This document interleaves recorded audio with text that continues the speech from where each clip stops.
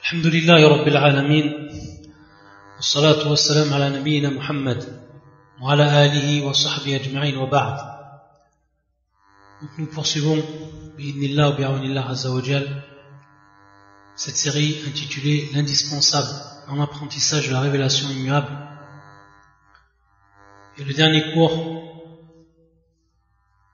lorsque nous avons traité et parlé des piliers de la foi, nous sommes arrêtés au pilier qui consiste à croire aux prophètes, ar-rusul, al-anbiya.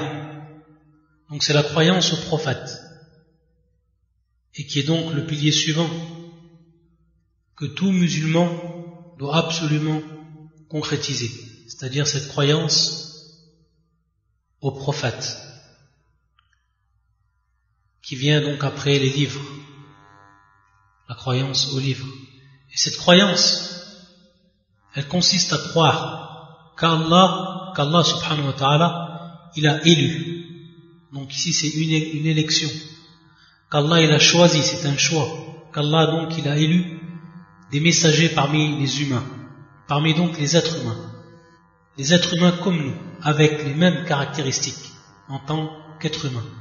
Et qu'il les a envoyés à ces créatures avec des lois précises, donc ahkam, afin d'instituer le culte d'Allah, édifier sa religion, affirmer son unicité, que ce soit dans la souveraineté, que ce soit dans la divinité, que ce soit dans les noms et les attributs qui sont spécifiques à lui, subhanahu wa ta'ala. Il leur a donc ordonné de les transmettre cette science qui comprend donc ce qui est en relation avec la croyance, ce qui est en relation également avec les lois. Il leur a ordonné de les transmettre aux hommes, afin que ceux-ci n'aient aucune excuse pour justifier leur ignorance devant Allah après la venue des prophètes. Et donc, le croyant, le véritable croyant, celui qui va croire aux messagers, il aura la bonne nouvelle, la bonne annonce de l'agrément d'Allah subhanahu wa ta'ala et de son paradis. Par contre, le mécréant, celui qui va mécroire aux envoyés, ce fut un seul envoyé parmi les envoyés. Comme on verra, car cette croyance, elle consiste à croire à tous les envoyés, à tous les prophètes, et qu'il ne nous est pas permis de faire la différence entre un prophète par rapport à notre foi. Sinon on va tomber directement dans la mécréance. On deviendra mécréant si une personne qui se dit musulman et qui ne croit pas à un seul des messagers, alors il sort de l'islam. Il n'est plus considéré comme un musulman. Car le musulman, dans sa croyance au prophète, il croit à tous les prophètes qu'Allah Azza wa Jal, il a envoyés. Ceux bien entendu qui sont reconnus comme prophètes, qui sont connus. Et c'est pour ça que Allah subhanahu wa ta'ala est donc celui qui va donc mécroire au prophète ou à un des prophètes, alors lui, il aura la mauvaise annonce de la colère d'Allah et de son châtiment. Ayadan billah. C'est pour ça que dans la sourate Al-An'am, le verset 48-49, Allah il dit, donc toujours la traduction ou la traduction du sens des versets, nous n'envoyons des messagers qu'en annonciateurs et avertisseurs. Ceux qui croient donc et se réforment, nulle crainte sur eux. Ils ne seront point affligés. Et ceux qui traitent de mensonges nos preuves, le châtiment les touchera à cause de leur perversité. Et les envoyés et les prophètes d'Allah, ils sont très nombreux. Rahmatan linnas, par miséricorde, par clémence d'Allah Azza wa Jal, pour les hommes, il en a envoyé beaucoup, des envoyés, des prophètes, pour leur faire connaître le message, son message, pour leur faire connaître la vérité, pour les guider sur le droit chemin. C'est pour ça qu'Allah il dit dans un de ces versets, dans la traduction, certes, nous avons envoyé avant toi des messagers. Donc il parle à son prophète, le sceau des prophètes, le dernier des prophètes, Muhammad sallallahu alayhi wa sallam. Il dit certes, nous avons envoyé avant toi des messagers, avant toi, ô Muhammad. Il en est dont nous t'avons raconté l'histoire, et il en est dont nous ne t'avons pas raconté l'histoire. Donc dans ce verset du Coran, qui fait surat Ghafir, et qui est le verset 78, Allah ici nous donne la preuve qu'à son prophète Muhammad sallallahu alayhi wa sallam, il a informé des messagers, de certains des messagers, en leur racontant leur histoire, ce qui leur était advenu avec leur peuple, et d'autres non. Il ne l'a pas informé, subhanahu wa ta'ala, il n'a pas informé son prophète des autres messagers. Donc il y en a plusieurs messagers. Et donc nous on croit de façon générale qu'Allah Azza wa Jalla a envoyé ces messagers, ces prophètes, et nous croyons de façon plus précise ceux dont il a cité, que ce soit dans le Coran ou ceux dont le prophète sallallahu alayhi wa sallam nous a informé. Donc il nous faut croire en tous les envoyés et les considérer comme des êtres humains, pourvus des mêmes caractéristiques que les autres. Donc il n'est pas permis à une personne, pour ce qui est de sa croyance envers les envoyés, qu'il croit qu'ils ont des spécificités qui sortent de la caractéristique humaine. Non, ils sont tous des êtres humains. Ils sont tous des êtres humains. C'est-à-dire qu'ils mangent, qu'ils boivent, qu'ils tombent malades, qu'ils ont des sentiments, etc. Ils sont donc des êtres humains, comme tous les êtres humains, par rapport à cela. Ils sont donc pourvus, dotés des mêmes caractéristiques. C'est pour ça qu'Allah Azza wa Jalla dit: nous n'avons envoyé avant toi que des hommes à qui nous faisions des révélations. Des hommes. Nous n'avions envoyé avant toi que des hommes à qui nous faisions des révélations. Demandez donc aux érudits du livre si vous ne savez pas. Et nous n'en avons pas fait des corps qui ne consommaient pas de nourriture et ils n'étaient pas éternels. Donc ça c'est pour le cas de tous les envoyés, sans exception. Et bien entendu, ce qui rentre également dans cette croyance, la croyance que l'on a par rapport au sceau des prophètes, le prophète de cette communauté, Muhammad ibn Abdillah sallallahu alayhi wa sallam. Et donc, il est important et fondamental de souligner qu'ils ne possèdent aucune caractéristique divine. Ils ne peuvent apporter ni bien ni mal. Ils ne peuvent apporter ni bien et ni mal. Que cela a été durant leur vivant, que ce soit donc durant leur vivant, ou que ce soit durant ou après leur mort. Durant le vivant, ils n'ont pu apporter ni de bien ni de mal en eux-mêmes, si ce n'est à invoquer Allah Azza wa Jalla et demander à Allah subhanahu wa ta'ala. Ça c'est durant leur vivant. Alors, que dire après leur mort, de même. Donc on voit que le musulman, en aucun cas, il a le droit de demander aux prophètes, aux envoyés de façon générale, ou de façon plus précise par rapport à cette communauté, aux prophètes, Muhammad sallallahu alayhi wa sallam. Il leur a interdit qu'ils leur demandent quoi que ce soit. Et ils rentrent dedans, lorsqu'ils vont invoquer donc le prophète sallallahu alayhi wa sallam au lieu d'invoquer Allah, ils vont tomber dans cela, dans l'associationnisme, dans le polythéisme, ce que l'islam, ce que eux-mêmes les prophètes, ils ont strictement interdit. Et ils ont prêché toute leur vie donc à concrétiser ce tawhid et empêcher donc que les gens ils tombent dans ce polythéisme. Donc ils ne peuvent apporter ni bien ni mal, ils ne peuvent contrôler l'univers ou l'influencer dans une quelconque mesure, et accomplir les actes qui sont seuls du ressort d'Allah Azza wa Jalla, qu'on ne peut attribuer à ces gens, à cette catégorie d'humains, on ne peut leur attribuer donc une caractéristique qui va être caractéristique divine, propre à Allah Azza wa Jalla, que ce soit dans sa seigneurie, que ce soit dans sa divinité, que ce soit dans ses noms et ses attributs. C'est pour ça qu'Allah Azza wa Jalla il dit de dire à son prophète, pour que ce soit une preuve qui soit plus qu'évidente, et un verset clair et explicite, fi surat al-A'raf, le verset 188, dit: je ne détiens pour moi-même ni profit ni dommage, sauf ce qu'Allah veut. Et si je connaissais l'inconnaissable, et si je connaissais l'invisible, j'aurais eu des biens en abondance et aucun mal ne m'aurait touché. Donc on voit ici, dans ce verset même, qu'Allah Azza wa Jalla dit de dire à son prophète qu'il ne peut rien du tout pour lui-même, ni profit ni dommage, et que bien au contraire, s'il aurait pu faire profiter aux croyants, ou alors détourner d'eux un préjudice, il l'aurait fait, et il l'aurait fait pour lui-même. Il aurait eu des biens en abondance, comme le verset le cite. J'aurais eu des biens en abondance, et aucun mal ne m'aurait touché, que ce soit donc pour lui, que ce soit également pour les autres.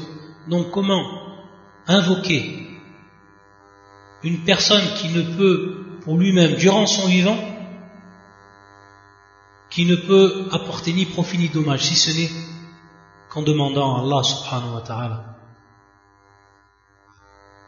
Ce qui rentre également dans la foi aux prophètes, c'est que nous devons reconnaître, nous devons croire qu'ils ont tous accompli la mission qui leur a été confiée. Donc leur mission a été accomplie. Et c'est pour ça que Allah Azza wa Jal, il dit dans un verset, Surat Ar-Ra'd, qui est le verset 38, et nous avons certes envoyé avant toi des messagers, et leur avons donné des épouses et des descendants. Et il n'appartient pas à un messager d'apporter un miracle, si ce n'est qu'avec la permission d'Allah. Donc eux, ils ont transmis le message avec sincérité, sans rien même cacher. C'est pour ça qu'on va reconnaître que les envoyés, Allah Azza wa Jal les a prémunis du mensonge.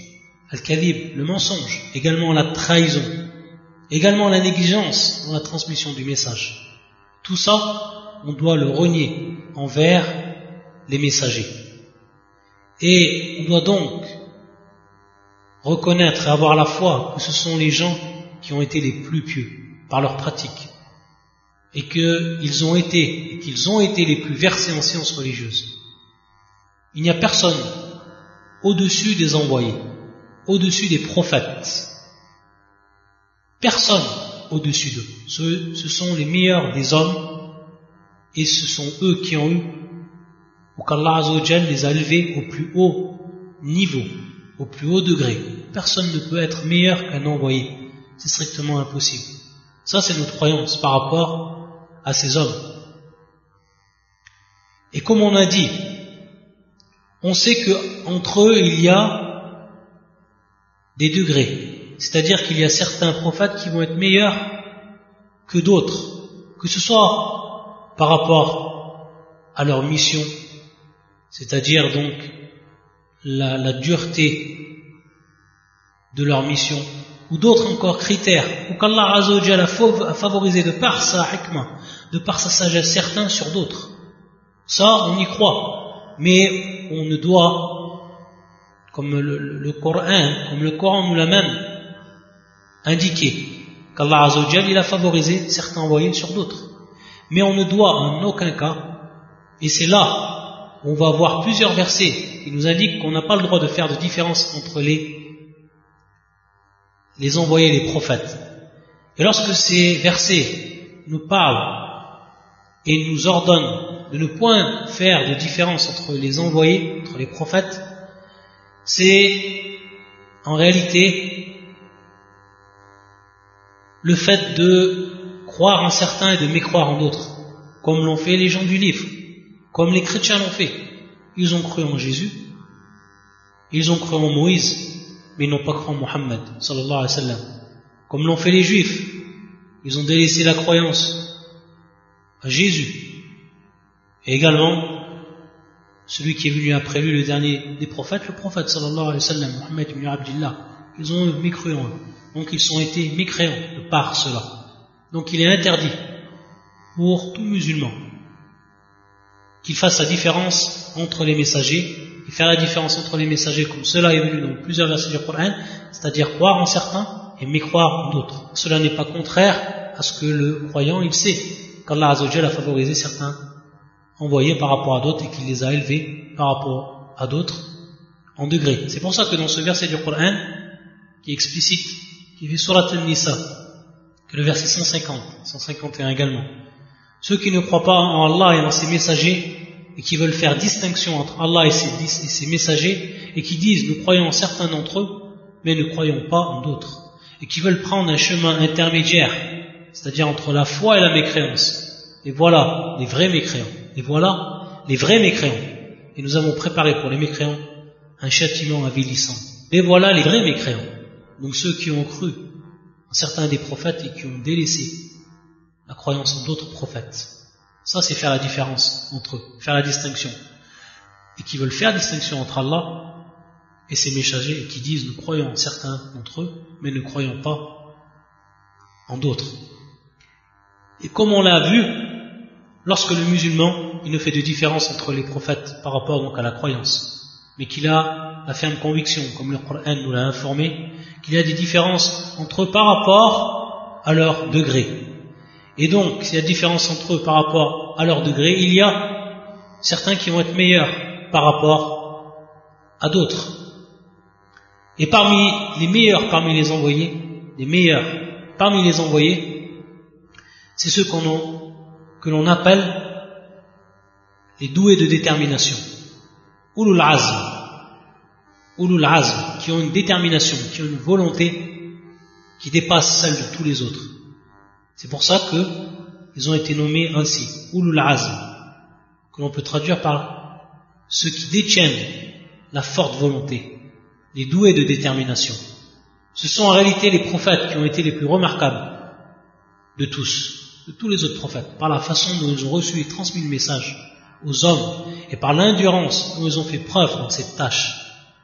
Et ces gens qui sont nommés ainsi, ou l'azm, ou ces prophètes qui sont nommés ainsi, il s'agit de Noé, il s'agit d'Ibrahim, il s'agit de Moïse, Moussa, il s'agit de Jésus, Isa, et le dernier, Muhammad, sallallahu alayhi wa sallam, wa alayhi salam ala al-jami'.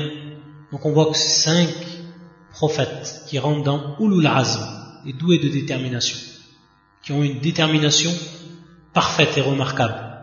Donc Noé, Nuh, Ibrahim, Moussa, Moïse, Isa, Jésus et Muhammad.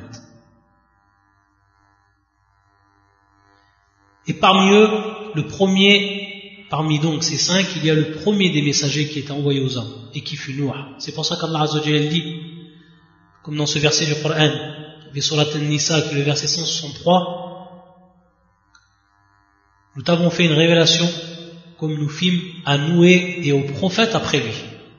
Nous t'avons fait une révélation, c'est-à-dire, il parle au prophète sallallahu alayhi wa sallam, à toi, Muhammad, nous t'avons fait une révélation comme nous fîmes à Noé, c'est-à-dire donc ici le premier des messagers, et ensuite aux prophètes qui sont venus après lui, et aux autres, et aux prophètes après lui, et aux prophètes après lui.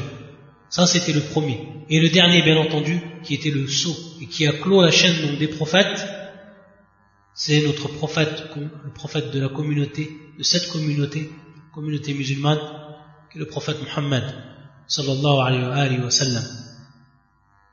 Et donc, notre croyance est ferme qu'il n'y aura jamais de messagers, jamais de prophètes qui seront envoyés après lui, qu'il n'y aura ni prophète ni messager après lui, jusqu'à la fin des temps, ila yawm al-qiyamah. Et c'est pour ça qu'Allah Azza wa Jalla il dit dans le Coran, comme a fait surat al-Ahzab, le verset 40, Muhammad n'a jamais été le père de l'un de vos hommes, mais le messager d'Allah est le dernier des prophètes. Et c'est pour ça donc que la religion du prophète Muhammad sallallahu alayhi wa sallam a été complète. Et elle est venue compléter celles qui sont venues avant elle. Elle les abroge et y appose un sceau final.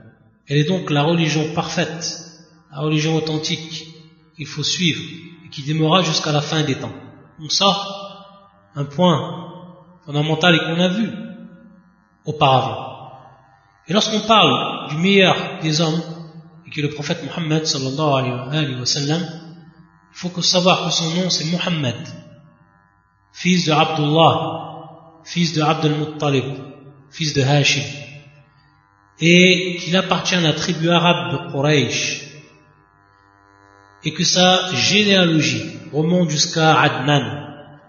Et Adnan, on sait que c'est un descendant du prophète Ismaïl, et que le prophète Ismaïl est bien entendu, comme tout le monde le sait, le fils d'Ibrahim.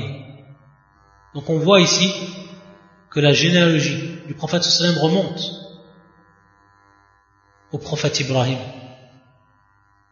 Donc un lignage qui est pur.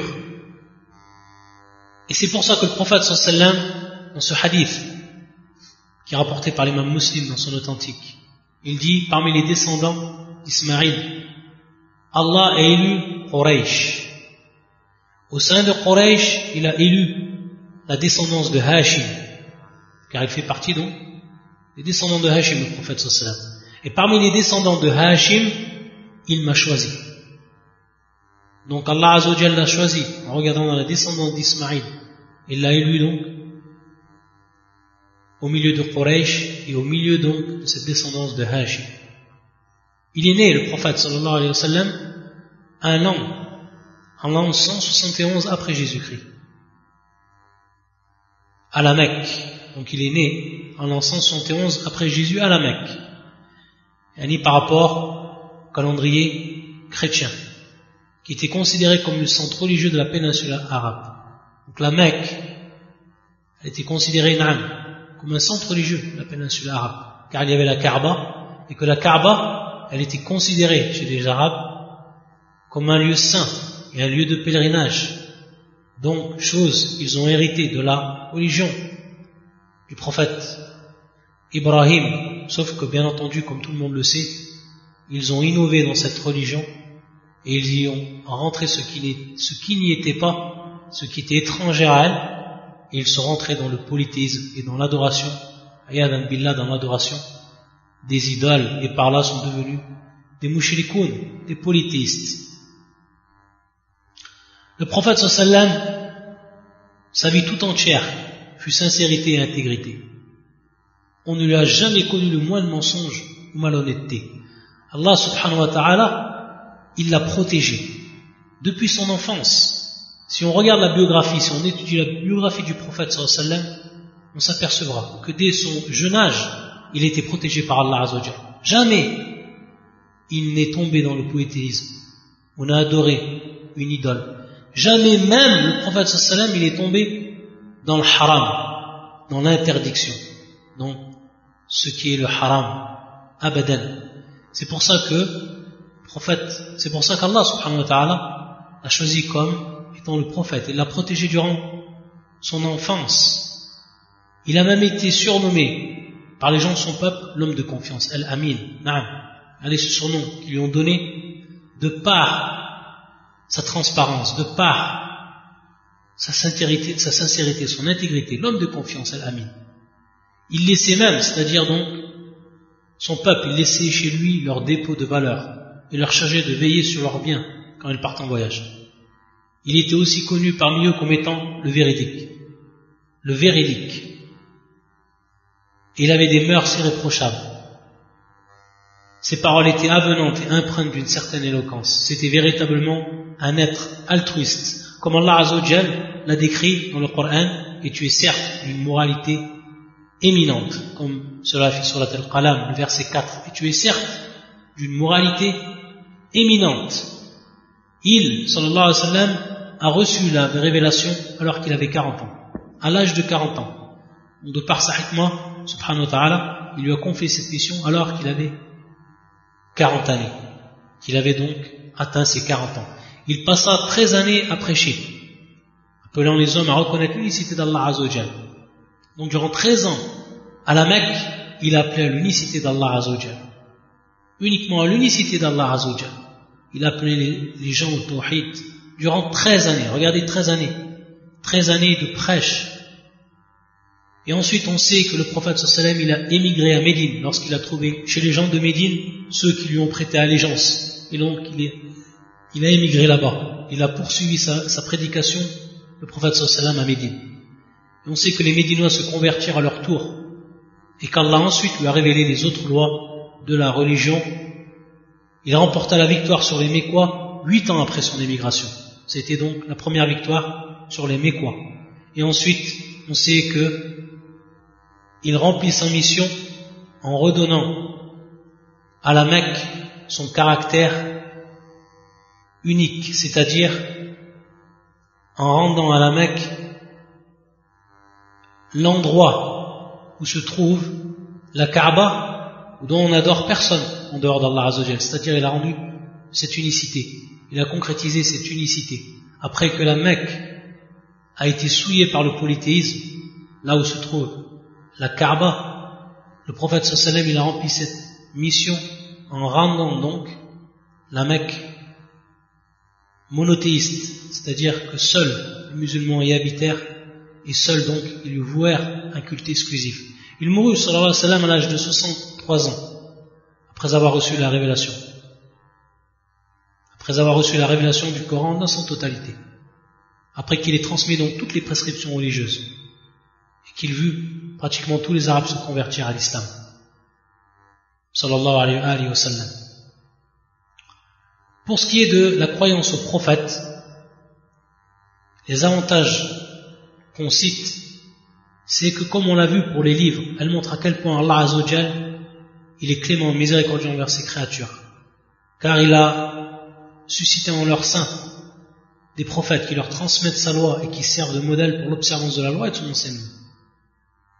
Également, de même, elle permet de distinguer les croyants sincères des autres, ceux donc qui vont croire aux prophètes et vont croire aux autres prophètes également qui ont été annoncés dans son livre. Donc croire aux prophètes et s'y conformer, ça fait partie, ça permet de distinguer le véritable croyant et le croyant qui est sincère.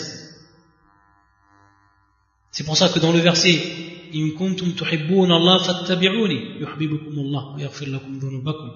C'est pour ça que dans ce verset qui était appelé par certains le verset de Al-Ibtila, le verset donc du test, Al-Imtihan, le test, c'est-à-dire qu'on va réellement tester notre croyance, on va réellement tester notre sincérité avec ce verset. Parce qu'Allah Azza wa Jal, il nous dit si vous aimez Allah, قُلْ إِن كُنْتُمْ تُحِبُّونَ اللَّهَ فَاتَّبِعُونِ, alors suivez donc le prophète sallallahu alayhi wa sallam. Si vous aimez Allah, alors suivez le prophète sallallahu alayhi wa sallam. C'est là donc réellement le signe qui va faire qu'on va distinguer le véritable croyant et celui qui aime réellement Allah de celui qui ne l'aime pas, celui qui va suivre la sunna du prophète. C'est dans cela que ça va résider. Et c'est pour ça que ce verset même, il a été appelé le verset de l'ibtila, l'imtihan, c'est-à-dire le verset du test. C'est vraiment là qu'on va tester, qu'Allah Azza wa Jalla teste le croyant. Et également, parmi les bénéfices, les avantages, c'est que la personne qui a cru aux prophètes qui ont été envoyés dans sa communauté, et qui ensuite, après avoir connu le prophète Mohammed sallallahu alayhi wa sallam, il recevra lui double récompense, pour avoir cru donc le prophète qui était envoyé à sa communauté, puis ensuite le prophète, le sceau des prophètes, le dernier prophète Mohammed sallallahu alayhi wa sallam. Ça c'est pour la foi aux envoyés, la foi aux prophètes. Ensuite il vient après al-imanu bil yawm al-akhir, c'est-à-dire la foi au jour dernier. Après la foi aux prophètes, il nous vient donc la foi au jour dernier, al-yawm al-akhir.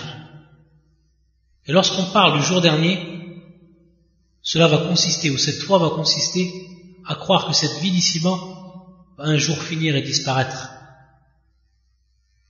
Et c'est pour ça qu'Allah Azza wa Jal, il dit, comme dans le verset 26 à 27 du Surat Ar-Rahman, tout ce qui est sur elle, c'est-à-dire la terre, doit disparaître.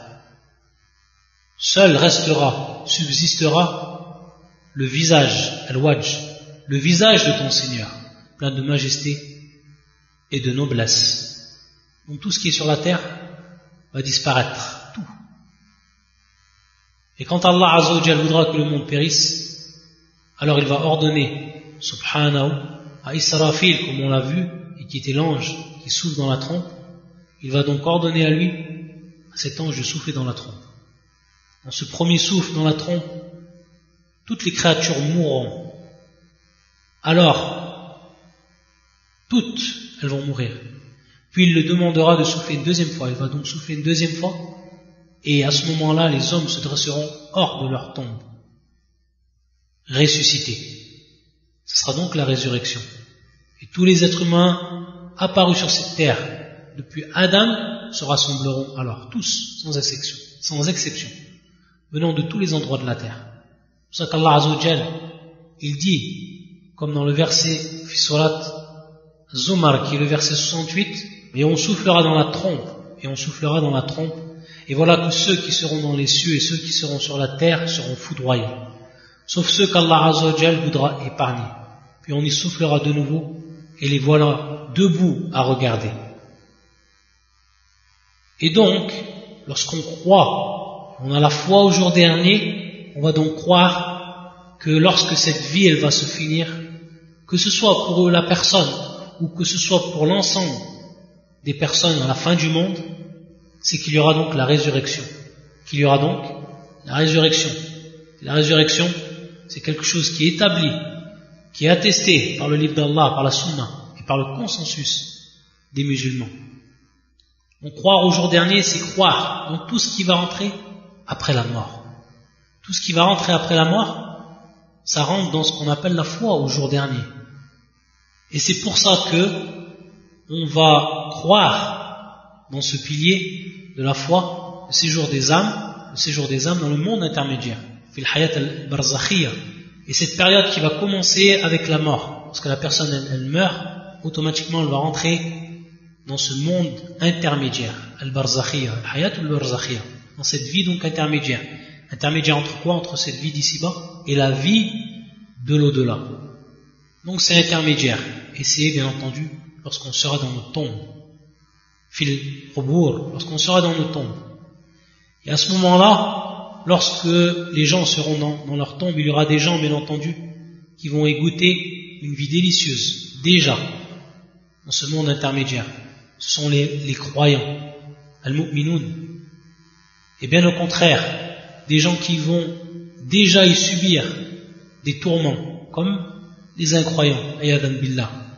C'est pour ça que dans ce verset, qui fait surat Ghafir, qui est le verset 46, le feu auquel ils sont exposés matin et soir, et le jour où l'heure arrivera, il sera dit, faites entrer les gens de Pharaon au plus dur du châtiment.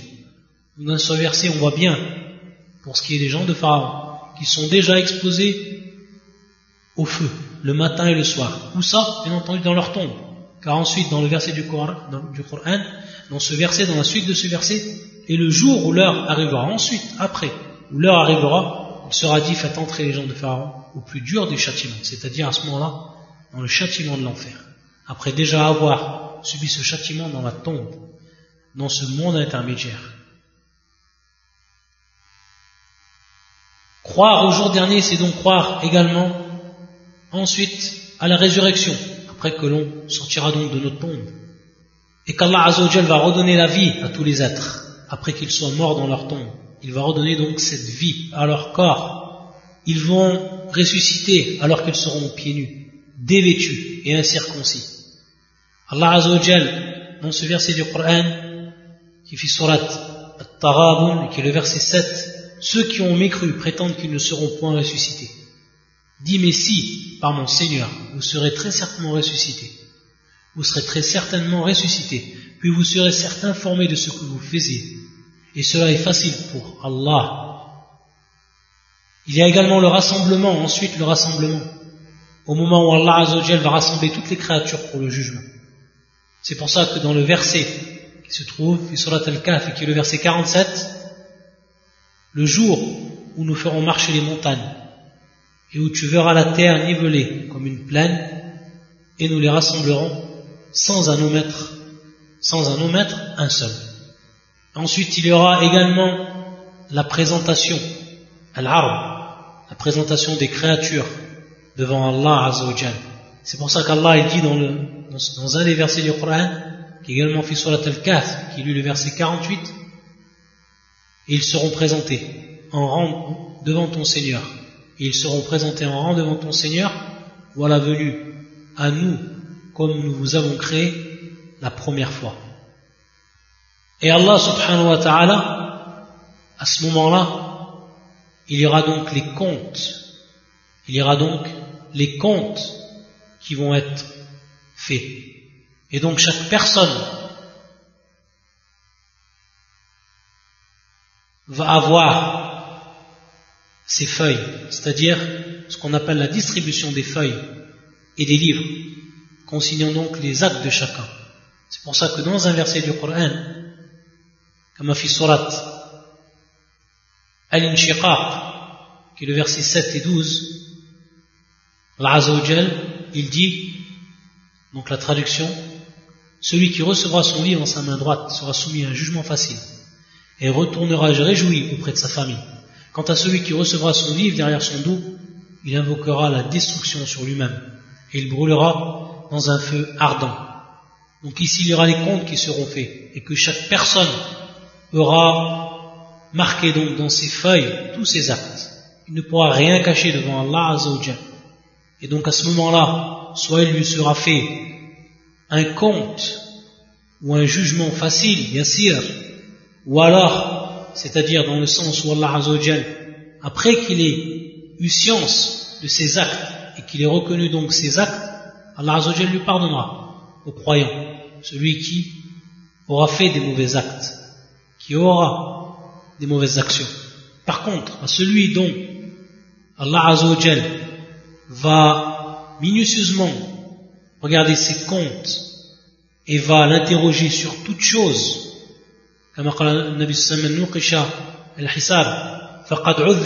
c'est-à-dire celui qui va être, celui dont Allah Azza wa Jal va regarder minutieusement tous ses actes et qu'il va l'interroger sur toute chose, alors ce sera pour lui un adab, ce sera pour lui donc un châtiment, ayadan billah, contrairement à celui qui aura le jugement facile, qui retournera réjoui auprès de sa famille. Et il y aura également à ce moment-là le témoignage des membres du corps. C'est pour ça qu'Allah Azza wa Jal dit, comme dans le verset 20 jusqu'à 22, sur la Fussilat. Alors quand ils y seront, leurs yeux et leur peau témoigneront contre eux de ce qu'ils œuvraient. Ils diront à leur peau, pourquoi avez-vous témoigné contre nous? Elles diront, c'est Allah qui nous a fait parler, lui qui fait parler toutes choses, c'est lui qui vous a créé une première fois, et c'est vers lui que vous serez retournés. Vous ne pouviez vous cacher au point que ni votre ouïe, ni vos yeux et ni vos peaux ne puissent témoigner contre vous. Et vous pensez qu'Allah ne savait pas beaucoup de ce que vous faisiez. Il y aura également l'interrogatoire auquel tous seront soumis. Comme Allah Azza wa Jalla dit, et arrêtez-les, car ils doivent être interrogés. Pourquoi ne vous portez-vous pas secours mutuellement? Et ce jour-là, ils seront complètement soumis.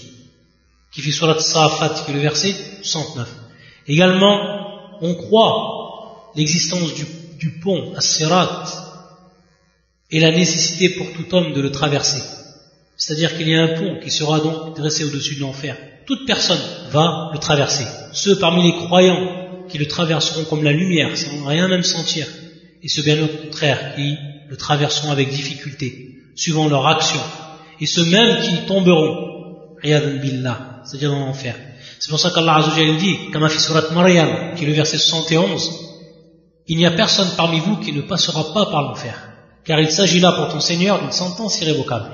Il y aura également la pesée des œuvres, qui permettra à Allah de rétribuer chacun selon ses œuvres. Et à cette occasion, les vertueux seront récompensés pour leurs bonnes actions, leur foi et leur obéissance au prophète, tandis que les pervers seront châtiés pour leurs méfaits, leurs mécréances et leur désobéissance. C'est pour ça qu'Allah Azza wa Jalla dit donc dans ce verset qui fait surat al-Anbiya, qui est le verset 47, au jour de la résurrection, nous placerons les balances exactes. Nulle âme ne sera lésée en rien, fût-ce du poids d'un grain de moutarde que nous ferons venir. Nous suffisons largement pour dresser les comptes. Donc nous croyons à travers cela également au placement, à l'établissement des balances qui donc vont peser ces œuvres. Et également à la rétribution finale, celle qui assignera aux uns le paradis comme demeure éternelle et aux autres l'enfer. C'est pour ça qu'Allah Azza wa Jalla dit dans le verset 6 et 7 in surat al-Bayyinah, Allah Azza wa Jalla dit, les infidèles parmi les gens du livre ainsi que les associateurs iront au feu de l'enfer pour y demeurer éternellement. De toute la création, ce sont eux les pires. Quant à ceux qui croient et accomplissent de bonnes œuvres, ce sont les meilleurs de la création. Leur récompense auprès d'Allah sera les jardins de séjour, sous lesquels coulent les ruisseaux pour y demeurer éternellement. Allah les agrée et il l'agrée.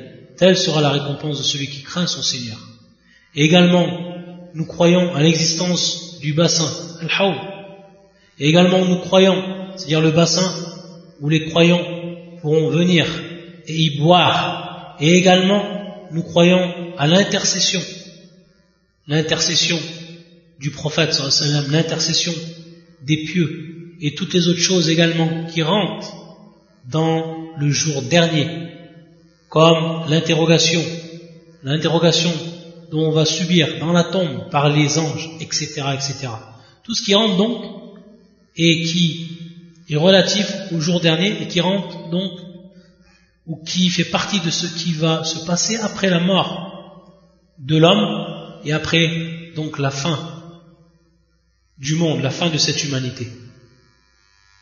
Et si on avait à résumer pour ce que comprend donc la foi au jour dernier, c'est premièrement la foi donc à la résurrection, deuxièmement à la foi au compte, à la rétribution, et que donc l'esclave sera récompensé suivant ses actes, sera rétribué suivant ses actes, et troisièmement la foi au paradis et à l'enfer, et qu'elles sont donc la dernière demeure des créatures. Et il rentre ensuite dans cela, comme on l'a dit, tout ce qui vient après la mort. Et la première étape dans l'au-delà, c'est, comme on l'a cité, la tombe. Pour ce qui est des bienfaits de la croyance au jour dernier, elle nous incite à nous tenir prêts pour ce jour-là, à préserver d'une part, à persévérer d'une part dans les actes de bien, dans l'espoir de recevoir la récompense, et à délaisser d'autre part les actes de désobéissance par peur du châtiment divin. Elle est également une consolation pour les croyants qui seraient tentés de regretter les biens de ce monde qui leur échappent, car ils jouiront ce jour-là des délices qu'ils espéraient d'Allah Azza wa Jal. In'am. C'est pour ça que dans cette vie d'ici-bas, cette dunya, cette vie d'ici-bas, pour le croyant, c'est comme une prison, car il voit tant de choses autour de lui, et il sait qu'il ne peut y approcher, qui sont des choses interdites, qui sont uniquement des jouissances éphémères de cette vie d'ici-bas. Alors il se prive de ces choses-là pour l'obéissance à Allah, pour plaire à Allah et pour avoir cette récompense qui est dans l'au-delà, et pour goûter à ces délices. Donc le fait que la personne a cette croyance au jour dernier, ça lui permet donc de patienter et d'avoir une consolation, car il sait ce qui va l'attendre dans l'au-delà, contrairement aux mécréants. Ceux qui, cette vie d'ici-bas pour eux, c'est leur paradis. C'est leur paradis dans cette vie d'ici-bas. Ils sont dans leur paradis actuellement.